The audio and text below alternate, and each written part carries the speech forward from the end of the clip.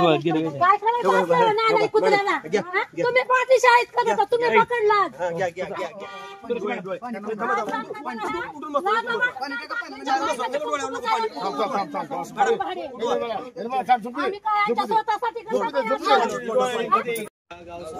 माझं नाव गणेश कोरेकर, सांगवी काठी, तालुका तुळजापूर, जिल्हा उस्मानाबाद. मी भूमिलेखची मोजणी नेते 2 तारखे दिवशी. 21 तारखेला पहिलं स्टेप नेती मोजणी, दुसरी मोजणी 2 तारखेला नेते. तर त्यात त्याने शेजाऱ्याची मॅनेज होऊन त्याची द्राक्षाची बाग असल्यामुळे माझ्याकडे 4 फूट ढकललं आणि मी दुसऱ्या शेजाऱ्याकडे गेलो, गट नंबर 16 कडे. ते म्हणलं 1 लाख रुपये देतो 4 फुटाला. माझी कोण दखल घे नाही, महिना झाला मी चक्र मारतो, नकला पण दिनाहीत मला कोण. उस्मानाबाद धाराशिवच्या ऑफिसला पण मी अर्ज दिला, इथल्या पण ऑफिसला अर्ज दिला. देतो नकला मोजून घ्या, रिमोजून फॉर्म भरा, अर्ज द्या, करून देतो. परत त्याची भाषा वेगळी येते, येत नाही मी गुन्हे दाखल करा, गुन्हे दाखल करतो तुझ्यावर. मोजणीदाराचा विषय असा आहे. एक मिनिट थोडं सगळे बाकीचे शांत बसा थोडं.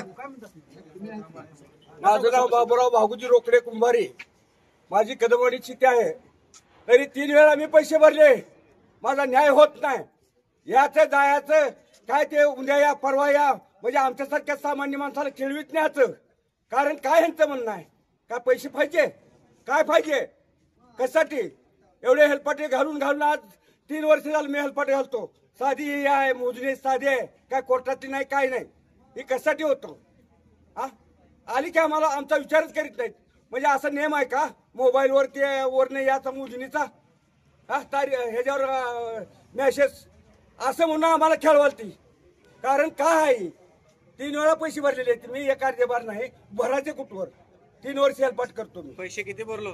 3-3 हजार रुपये भरले मी. माझ्याकडे पावत्या त्या कुठं पाहिजे तर पाठवितो, सगळं करतो. माझं काम होत नाही, मला हमेशा खेळवित येत, हेलपाट करून दमलो मी, मला चालता येत नाही. तरी माझा विचार कोण करीत नाही. कारण काय आज या उद्या या, आज या म्हणले होते. बाबा चला ऑफिस फोडून टाकू.